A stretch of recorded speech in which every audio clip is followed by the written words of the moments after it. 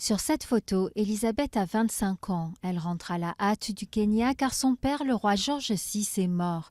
Winston Churchill accueille la nouvelle reine. Depuis, les années ont passé, puis les décennies, puis le siècle. 60 ans de règne. Her Majesty, Mam, comme l'appellent ses sujets, est devenue l'incarnation inaltérable et absolue de la monarchie. Beaucoup de Britanniques ont perdu le compte de son âge. Elle va avoir 86 ans en avril.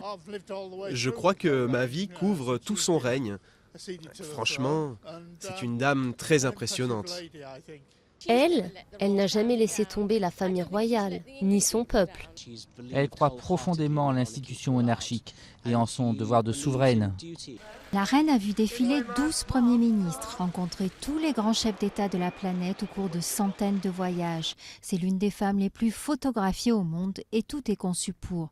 Ses tenues aux couleurs vives, on la voit de loin, malgré son 1m60. Sa coiffure à étages, idéale pour porter couronne et couvre-chef. Elisabeth II n'a aucun réel pouvoir sur les affaires de la nation. C'est une incarnation, celle de la monarchie. Une incarnation qui doit représenter 54 pays et plus de 2 milliards de personnes, héritage du grand empire britannique. D'une certaine manière, dès que quelqu'un prononce les mots « la reine », tout le monde pense immédiatement à la reine Elisabeth. Parce qu'en fait, elle est en quelque sorte la reine du monde, pas seulement du Royaume-Uni. Elle est la reine de beaucoup d'autres royaumes qui appartiennent au Commonwealth. Malgré les divorces de ses enfants ou les scandales liés à la princesse Diana, la reine s'est toujours raccrochée à sa règle d'airain. Remplir son devoir de souveraine en toutes circonstances, quitte à faire quelques concessions, comme la réduction pour le contribuable de la facture du palais ou la modernisation de ses techniques de communication.